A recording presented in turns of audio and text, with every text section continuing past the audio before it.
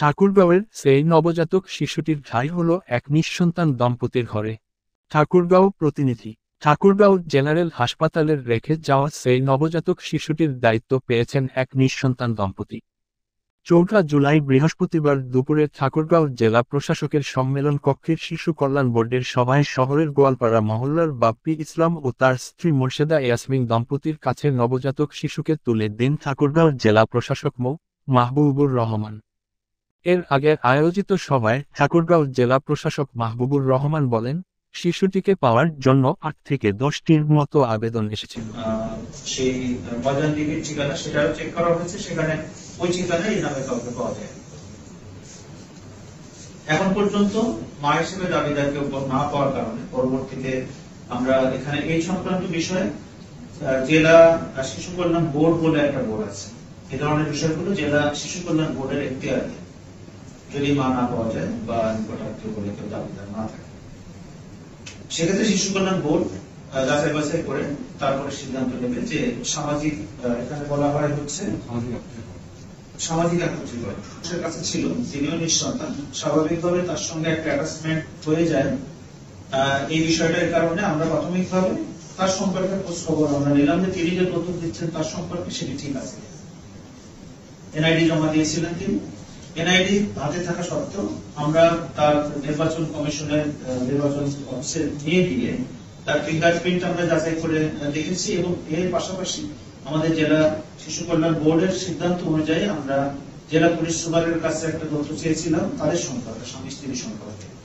সেখান থেকেও আমরা রিপোর্ট পেয়েছি এবং এই দুইজনের স্বভাব চরিত্র ভালো এবং কোন রকম তাদের সম্পর্কে কোনো বিরূপ কোনো মন্তব্যের জন্য আমরা হস্তান্তর করি। এখানে বেশ কিছু শর্ত সাপেক্ষে তার কাছে আমরা দিচ্ছি। শর্তগুলো এরকম যে শিশুর শিক্ষা গ্রহণের সকল সুযোগ সকল ধরনের সুবিধা তৈরি করবেন এবং কোন রকম প্রতিবন্ধকতা তারা সৃষ্টি করবেন না। আর প্রথম বছর এই শিশুটির প্রথম বছর প্রতি মাসে একবার করে এখানে প্রবেশন অফিসারের কাছে, প্রবেশন অফিসার ওনার কাছে এখন উনি দায়িত্বপ্রাপ্ত আছেন, প্রবেশন অফিসারের কাছে তারা ফলক সব হাজির করবেন বা দেখাবেন যে হ্যাঁ যে শিশুটি এই অবস্থা আছে বা আইনে যেটা বলা আছে।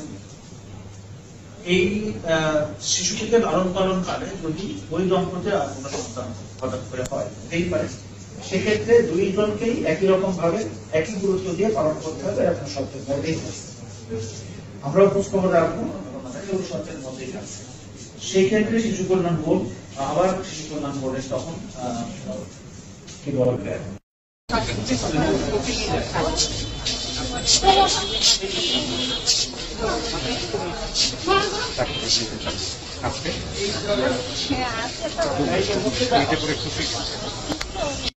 আমার সকাল দেখেছিল আর আমাদের নাইটের যে স্টাফটা ছিল তারা পেশেন্টটা রিসিভ করছে, রিসিভ করার পরে তারা হলো চলে গেছে।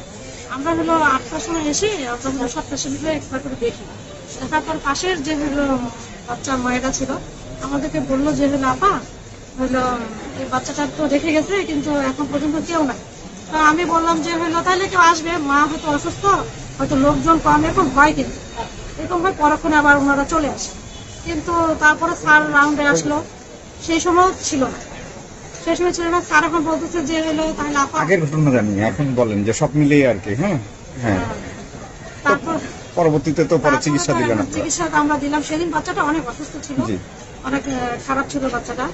তারপর আমরা সেবা দেওয়ার পরে বাচ্চাটা সুস্থ, মানে পরের দিন আমাকে খুব ভালো লাগছে বাচ্চাটাকে দেখে যে আমরা বাচ্চাটা ভালো একটা সেবা দিতে পেরেছি। এখন বাচ্চাটা ভালো, আমার খুব আনন্দিত লাগতেছে। সেই সাথে মানে মানে ওই মা আবার সেই মুহূর্তে কেমন করে যে খবর পাইছে সেটা বলতে পারতেছি না আমি। ওনারা আবার আসে, ওনারাও অনেক, উনি অনেক করছে বাচ্চাকে, যে দত্তক নেবে সে অনেক সেবা করছে। তার সেবায় হয়তো আমাদের সেবা, তার সেবায় বাচ্চাটা সুস্থ। এখন তাকে যেতে পারে আমাকে খুব ভালো লাগছে।